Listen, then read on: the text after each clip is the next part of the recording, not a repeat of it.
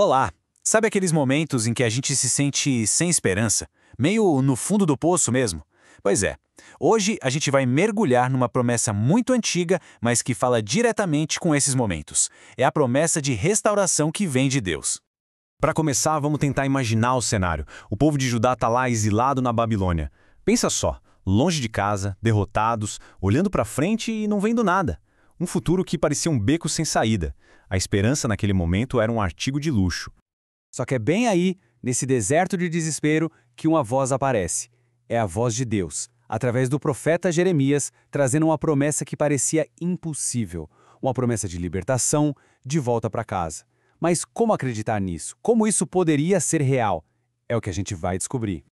Para a gente entender bem o peso dessa promessa, nossa conversa vai ter 5 partes. Primeiro, a gente vai ver o tempo sombrio em que ela foi feita. Depois, qual era a base, o alicerce dessa esperança. Em seguida, vamos falar sobre o caráter de quem fez a promessa. Aí, a gente vê qual era o caminho para essa restauração acontecer e, por fim, o que tudo isso significa para a nossa vida hoje.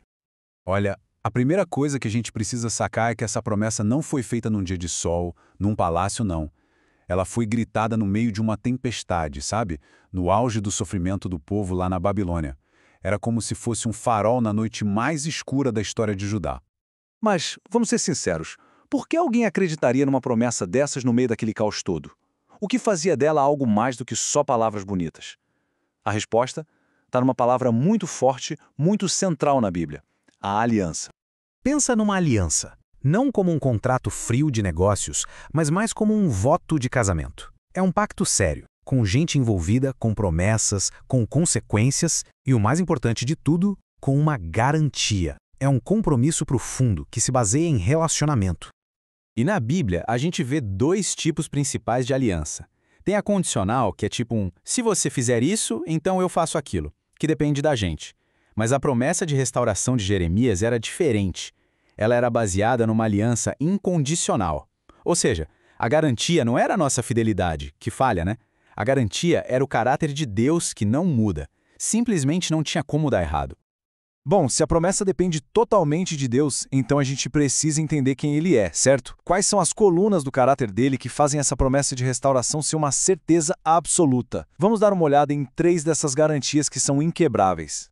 A primeira garantia é a justiça dele. Mas não vamos pensar numa justiça fria, punitiva. A justiça de Deus é como a de um pai que corrige um filho porque o ama. O exílio era uma disciplina, como diz Jeremias, com medida. O objetivo era corrigir, alinhar o caminho e não destruir de vez. A segunda garantia é a fidelidade. Deus é consistente, sabe? Ele não muda de ideia, não quebra uma promessa, mesmo quando a gente pisa na bola. Ele se apresenta como pai, como pastor, como quem resgata. Essa fidelidade é a âncora que segura a promessa, mesmo na pior das tempestades. E chegamos na garantia final, que talvez seja a mais poderosa de todas: o seu amor. O amor é tipo o DNA de Deus. Tudo que ele faz, até mesmo a disciplina, nasce desse amor. É um amor que tem um carinho especial pelos mais frágeis, prometendo carregar no colo quem está vulnerável no caminho de volta para casa. Então tá, a promessa era sólida, garantida por Deus, mas tinha uma parte que cabia ao povo. Qual era o mapa de volta para casa? Como eles poderiam, na prática, sair do exílio e viver essa restauração prometida? Esse caminho tinha 3 passos bem claros. O primeiro era a oração, a linha direta para se reconectar com Deus. O segundo, a gratidão, aquela atitude de reconhecer que a salvação vem dele, não da nossa força. E o terceiro, o arrependimento, que não é só um foi mal, mas uma mudança de verdade, de rota, mostrando com atitudes que o coração mudou. E o resultado de seguir esse caminho era uma transformação total. A restauração não era só algo espiritual, não. Era física, emocional, social. Significava se ver livre das correntes, ter paz no lugar do medo, alegria no lugar do choro e ter o suficiente em vez de passar necessidade. Era a vida nova em todos os sentidos da palavra. Essa história toda é muito poderosa, né? Mas aconteceu há tanto tempo.